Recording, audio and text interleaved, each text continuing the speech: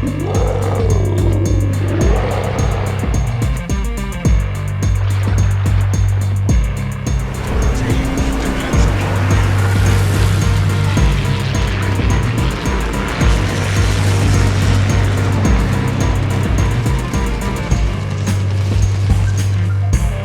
is the Albemarle, a Tier 7 British heavy cruiser. It first showed up in the British ship tree in the last update with the Hawkins, the Devonshire, and the Surrey. This ship was locked and it's unlocked now. I thought I would go over the commander setup and the ship setup and maybe take it for a battle. So the commander is the same commander that I had for the Hawkins, Devonshire, and the Surrey. It's Bruce Fraser. His base trait is Make Haste, which increases the maximum speed of the ship.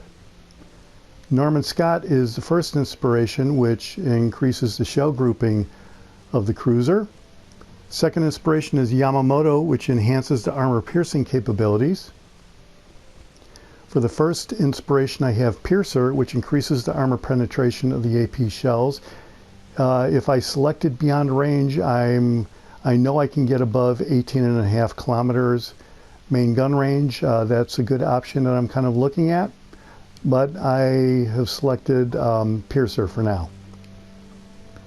Igniter increases the chance of causing fire with the cruiser's HE shells. As with the Hawkins, Devonshire, and the Surrey, the Albemarle is pretty effective at starting fires. Punch Through is the third skill, which increases the armor piercing capability of the cruiser's AP shells. The fourth skill is Fixated, which increases the main battery shell grouping of the cruiser's shells. And this whole configuration is to try to get Citadel damage if at all possible. Depending on how the ship pans out, I might really consider beyond range to try to start fires at long range. So. The legendary skill is Fully Packed, which gives you an extra consumable. Let's see how the ship is set up. As far as the upgrades, have Aiming Systems Mod 1 for the first upgrade, Steering Gears Mod 2 for the second upgrade, Steering Gears Mod 3 for the third upgrade. Fourth upgrade is Gun Fire Control System Mod 2. And then I have the standard, the rest of the standard upgrades here. Targeting Systems Mark 7 Mod 2, the Albemarle hull, and the Artillery Mark 9. As far as the loadout goes, you really want to make sure that you go down here to this consumable and you select the radar versus the catapult fighter. Then I have the Epic Battle Booster, which increases the range of the main guns a little bit more. As for the camouflage, I have the Union Jack Premium Permanent Camouflage that I created, and it gives full detection range of -4.5%, as well as incoming fire dispersion of 4.5%. As far as the stats, the survivability is 43,800 hit points. Torpedo damage reduction is 19%. As far as the artillery, you can see the range is 16.8 kilometers. Reload time is 12.5 seconds. HE shell damage is 3,300, but the fire setting chances is 19.5, which is great, especially when you calculate that you can probably get almost 3 rounds off in the amount of time that it takes to have a battleship reload. So in about 30 seconds, you can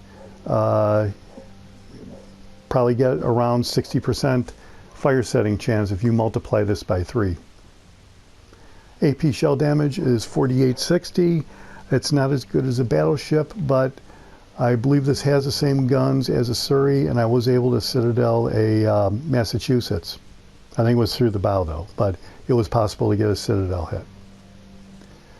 Torpedoes, the reload time is 96 seconds. Maximum damage is 15,533. Torpedo range is 10 kilometers, which is pretty good. Torpedo speed is 62 knots, which is average, I guess. It's okay. And concealment is 11.5 kilometers, which you definitely want to be mindful of. So here, the real problem when you look at the armor, the real problem with the Albemarle is when you strip off all of the armor here and you look at the Citadel, you see all this sticking above water? This turns out to be kind of like a real problem when you're actually out in battle. And I'll be honest, I haven't had the greatest luck with this ship, but I'm trying. You know, I maybe haven't got the right configuration, and you know, my playing probably isn't that great either. But this is, I think, the big problem with the ship is the Citadel sticking way up above the water like that, and you will get taken out extremely easy if you go in the open water. Well, that's it for the commander and the ship setup. So let's take it out in a battle, and I think I'm probably going to demonstrate for you what a problem that Citadel can be, especially if you're trying to do anything other than nose on. I think if you go nose on, you're going to get Citadel'd. If you go broadside, you're going to get Citadel'd. So you really have to hold on to your horses when you're out here with this ship. Okay, well, I'm in the Albemarle. I'm in the Sea of Fortune, and you can see I'm behind this island here. And I think I have a pretty good vantage point on a lot of ships. I'm kind of cozy. I'm nestled in. And you can see I started a fire already. I'm going to take a shot at the Aroma here to try to start some fires on that. Looks like he's pretty vulnerable. And the thing about the Albemarle that I've noticed is how accurate it is. You really do get a lot of hits per salvo.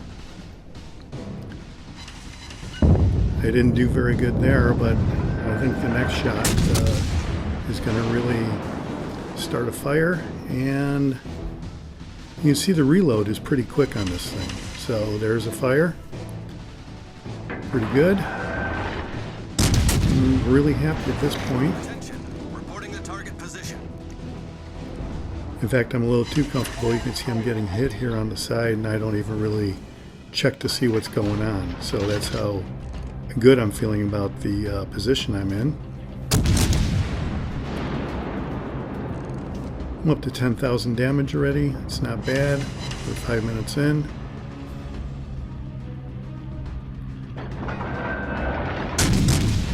I'm going to try to take a shot at the King George over there. And then I'm going to try the Roma again here. You can see I've got many opportunities to take some shots here between all these different ships, and there's some torpedoes coming, so I'm going to back up. I don't want to get involved with that. You can see I'm trying to target the Roma with my torpedoes, and it's just not really happening. So there's a kid right there. It's kind of vulnerable because the torpedoes don't really reload that quick, and he does get blown up here in short order. And that's the problem with the kid. You have to use it more as a gunboat. So here the Roma is a sitting duck. But nothing really happens from that hit. I'm still getting hit here from the side, and I don't really realize what's going on. Finally, my secondaries go off, and I take a look, and holy cow, there's a Massachusetts over there. And I know from my own Massachusetts that this is going to be a bad situation because it will take me out really quick, and my only option is to shoot these torpedoes here, which I don't think this Massachusetts really appreciates what that's all about. And you're going to see these torpedoes are really lined up. Looks like I'm going to get 4 hits, but he takes me out with a Citadel hit, major Citadel hits, and I'm done just like that. And that's the vulnerability of the Albemarle Citadel, especially when you're going up against a battleship. Here's the next match I'm going to show with 2 brothers. This match I do take out a couple of battleships and a destroyer, but The battleships were kind of like at the end there. You can see this guy is helping me out. He's, I don't know why people do this. I guess they're having fun, but since I'm in the smoke screen, I'm going to go broadside, and I don't really appreciate immediately how short this smoke screen is because it was just started. So it's kind of a lesson learned that smoke screens may not last as long as you think they will. And so here, I think I'm doing pretty good in the smoke screen. I'm at a broadside. I've got the Geese now lined up, and I'm going to try to start some fires.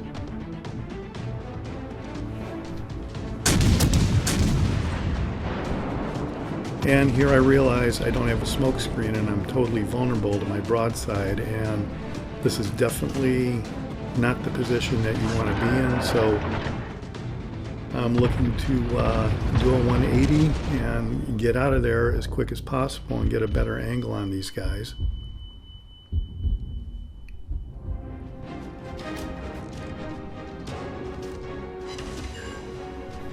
Still haven't really gotten any hits there. I get a hit, but I'm still kind of looking to start fires, which I'm not really doing.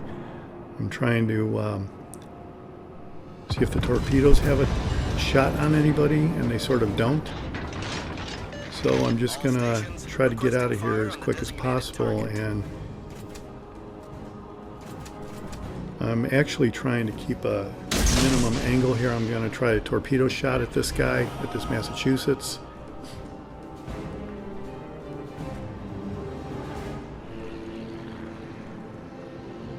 So here I'm going around to try to get 8 torpedoes on that Massachusetts.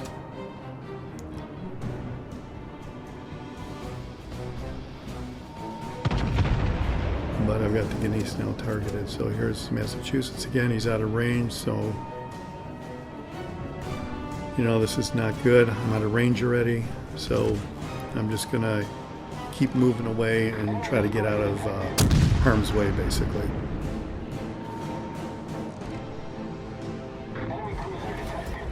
You can see my targets are kind of going at the Massachusetts, but they're way spread out because of the 10-kilometer range. I'll try taking a shot, see if I can start a fire.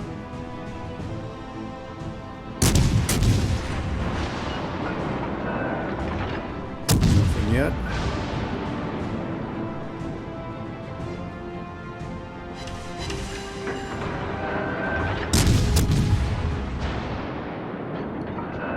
But I am going to try to overwhelm this guy with as many high explosive rounds as I can to try to start a fire.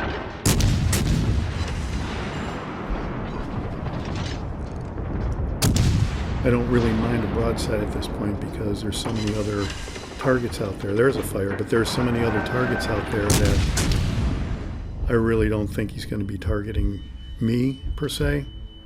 So there's I destroyed the Massachusetts right there. So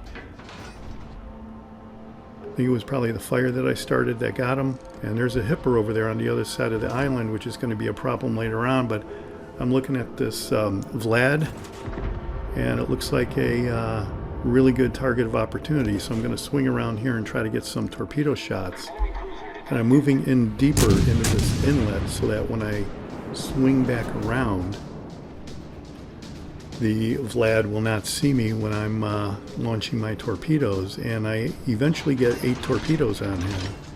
And here I go. I'm now starting to swing around to get in deeper to the inlet so that when I come out and take a shot at the Vlad, I've got a better angle on him.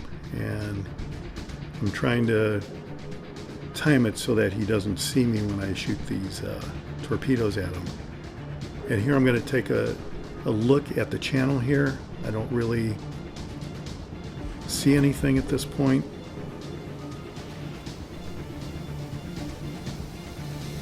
Yeah, here I'm really going in deep into this channel, into this bay.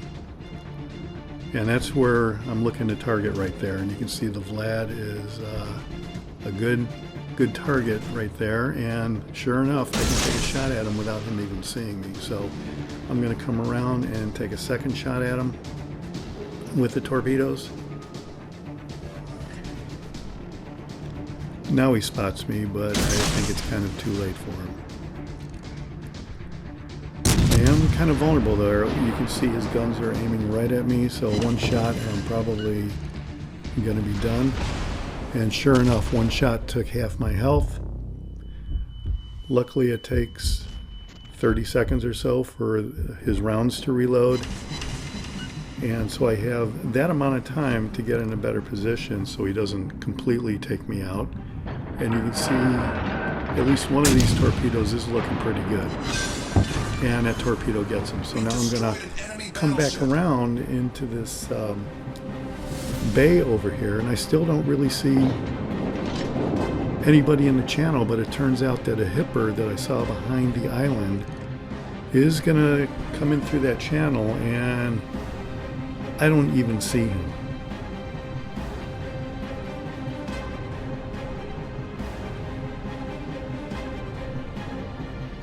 So you can see I'm spotted.